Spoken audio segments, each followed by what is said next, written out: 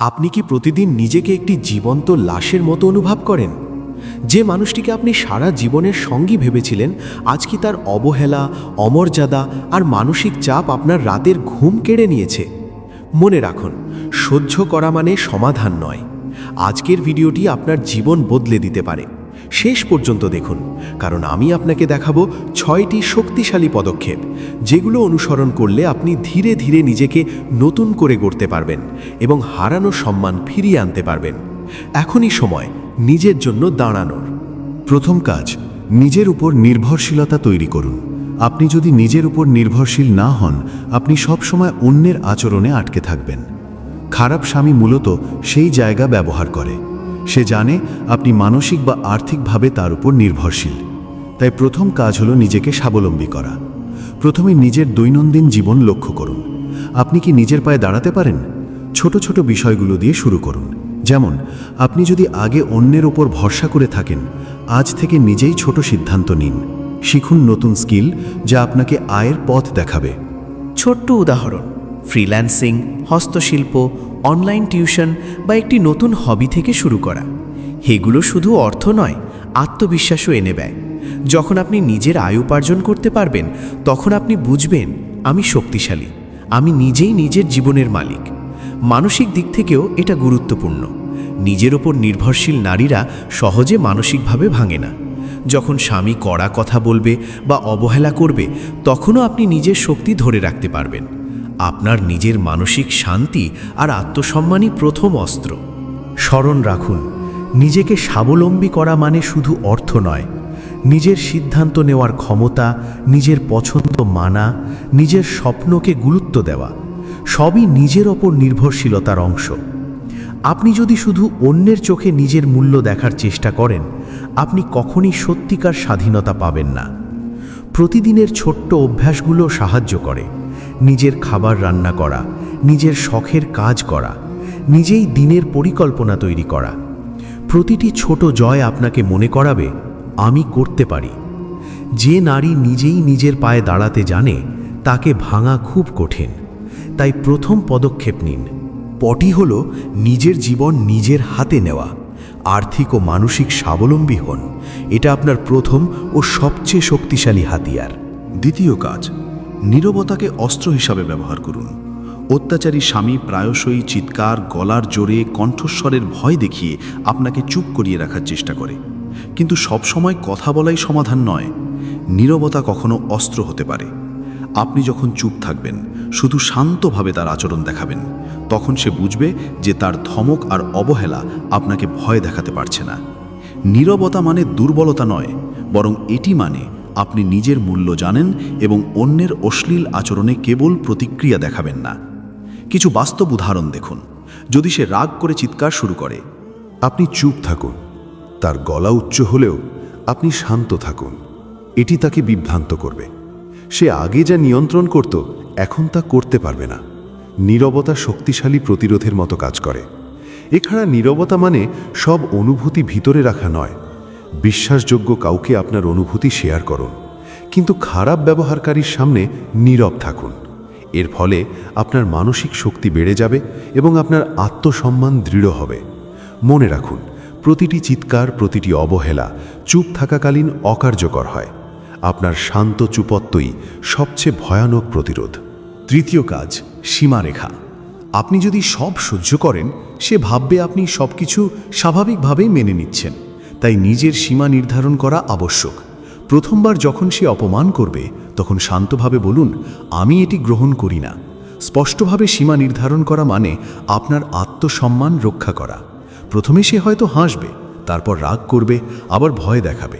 কিন্তু মনে রাখবেন, যে মানুষ সীমা মানে না, সে আপনাকে মানুষ হিসেবে মানে না। সীমা মানে দেয়াল নয়, এটি মানে নিজের মর্যাদা রক্ষা করা। এটি মানে আমি নিজের জন্য দাঁড়াই। প্রতিটি সীমা স্থাপন করা আপনাকে শক্তিশালী করে। প্রতিদিন সীমা চর্চা করুন। আপনি কি ভাষা গ্রহণ করবেন, কেমন আচরণ মেনে নেবেন, কার সঙ্গে কি ধরনের সম্পর্ক করবেন। যখন আপনি স্পষ্ট হবেন, তখন আপনার সম্মান স্বাভাবিকভাবে বেড়ে যাবে। নিজের সীমা ঠিক করা মানে নিজের অভ্যন্তরীণ শক্তি বাড়ানো। এটি মানসিক স্বাধীনতার চাবিকাঠি। আপনার জীবন, আপনার নিয়ন্ত্রণ, আপনার সম্মান। চতুর্থ কাজ, নিজের যত্ন নিন। খারাপ স্বামীর আচরণ মানে নিজের যত্ন ভুলে যাওয়া নয়। অনেক নারী তার খারাপ ব্যবহারের কারণে নিজের খাওয়া, পোশাক, শখ সবই পিছনে রাখে। কিন্তু নিজের যত্ন নেওয়া মানে শুধুই সৌন্দর্য নয়, এটি মানসিক শক্তির প্রথম চাবিকাঠি। নিজেকে সময় দিন। সকালে ভালোভাবে উঠুন, পুষ্টিকর খাবার খান, নিয়মিত ব্যায়াম করুন, নিজের শরীরকে যত্ন দিন। এটি শুধু স্বাস্থ্য নয়, মানসিক দৃঢ়তাও দেয়। যখন আপনি ভেতর থেকে সুস্থ ও শক্তিশালী থাকবেন, বাইরের প্রতিকূলতাও সহজে মোকাবিলা করতে পারবেন। নিজের শখের কাজ করুন। পড়া, গান, আঁকা, রান্না বা যে কোনো ক্রিয়েটিভ কাজ, এগুলো আপনাকে আনন্দ দেয় এবং মানসিক চাপ কমায়। নিজেকে উপেক্ষা করা মানে অন্যের হাতে নিজের শক্তি ছাড়া। নিজের সময়, নিজের আনন্দ, নিজের স্বপ্ন, এগুলো আপনার অধিকার। নিজেকে সাজান, ভালো পোশাক পরুন, সুন্দর হেয়ারস্টাইল রাখুন। মনে রাখবেন, আপনার সৌন্দর্য এবং আত্মসম্মান একসাথে চলতে পারে। আপনি যদি নিজেকে অগণিত ছোট ছোট উপায়ে গুরুত্ব দেন, তখন সে বুঝবে আপনার খুশি আর তার কাছে নির্ভরশীল নয়। নিজের যত্ন মানে মানসিক স্বাস্থ্য। মানসিক চাপ কমাতে ধ্যান বা শ্বাস প্রশ্বাসের অনুশীলন করুন। প্রতিদিনের ছোট অভ্যাসও বড় পরিবর্তন আনে। যখন আপনি নিজের প্রতি যত্নবান হবেন, তখন আপনি আর ক্ষয়প্রাপ্ত বোধ করবেন না।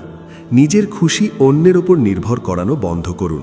মনে রাখুন, আপনি নিজেই আপনার জীবন গড়ে তুলতে পারেন। নিজের যত্ন নেওয়া মানে নিজের শক্তি, আত্মবিশ্বাস এবং স্বাধীনতা তৈরি করা। এটি আপনার প্রথম লাইন অফ ডিফেন্স। পঞ্চম কাজ, বিশ্বস্ত কারো সাথে আলোচনা করুন। সব কিছু একা সহ্য করা মানে মানসিকভাবে নিজেকে আরও ক্ষতিগ্রস্ত করা। তাই প্রয়োজন বিশ্বাসযোগ্য কারো সঙ্গে কথা বলা। আপনি যাকে বিশ্বাস করেন, মা, বোন, ঘনিষ্ঠ বন্ধু বা কাউন্সেলর, তার সঙ্গে আপনার অনুভূতি শেয়ার করুন। এটি শুধু আবেগের ভার হালকা করে না, বরং সঠিক দিক নির্দেশনাও দেয়। একজন বিশ্বস্ত মানুষ আপনার পরিস্থিতি অবজার্ভ করে আপনাকে পরামর্শ দিতে পারে এবং প্রয়োজন হলে আপনাকে সাহস যোগাতে পারে। আপনি যদি নিজেকে একা মনে করেন, মনে রাখুন, আপনি একা নন। অনেক নারী একই পরিস্থিতির সম্মুখীন হয়। কারো সঙ্গে কথা বললে আপনি বুঝতে পারবেন আপনি একা নন, আপনি শক্তিশালী। এছাড়া কাউন্সেলিং বা থেরাপি মানে কোনো দুর্বলতা নয়, এটি মানসিক শক্তি অর্জনের একটি মাধ্যম। আপনার চিন্তা এবং অনুভূতি শেয়ার করা মানে আপনার নিজের ভেতরের ভয়, আঘাত এবং মানসিক চাপ কমানো। প্রতিদিন একটু সময় নিন, নিজের মনের কথা লিখুন বা কারোর সাথে বলুন। এতে মানসিক চাপ কমে এবং আপনি ধীরে ধীরে নিজের জন্য শক্তিশালী সিদ্ধান্ত নিতে সক্ষম হবেন। বিশ্বাসযোগ্য কারো সঙ্গে আলোচনা করা মানে আপনি সাহায্য চাইছেন, সমাধান খুঁজছেন এবং নিজের মানসিক শান্তির দিকে ধাপ বাড়াচ্ছেন। এটি আপনার শক্তির অংশ। ষষ্ঠ কাজ, আল্লাহর ওপর ভরসা এবং চূড়ান্ত সিদ্ধান্ত নেওয়া। সবশেষে নিজেকে সুরক্ষা দেওয়ার জন্য আল্লাহর ওপর ভরসা রাখুন। বিশ্বাস করুন, আপনি একা নন। কিন্তু শুধু ধৈর্য ধরলেই হবে না। ধৈর্য মানে চুপচাপ অত্যাচার সহ্য করা নয়। যদি পরিস্থিতি এমন হয় যে আপনার জীবন, মানসিক শান্তি বা সম্মান হুমকির মুখে, তবে চূড়ান্ত সিদ্ধান্ত নেওয়ার সাহস রাখুন। কেউ চাইবে না যে আপনি ক্ষতির মুখে থাকুন। বিষাক্ত সম্পর্কের চাপে থাকলে নিজের জীবন রক্ষা করা গুরুত্বপূর্ণ। আপনার সিদ্ধান্ত যে কোনো রকমের হতে পারে, বিচ্ছেদ, দূরত্ব বা অন্য কোনো নিরাপদ পদক্ষেপ, সবই সঠিক। এখানে ব্যর্থতার কোনো জায়গা নেই। আপনি কেবল নিজের জীবনকে বাঁচাচ্ছেন।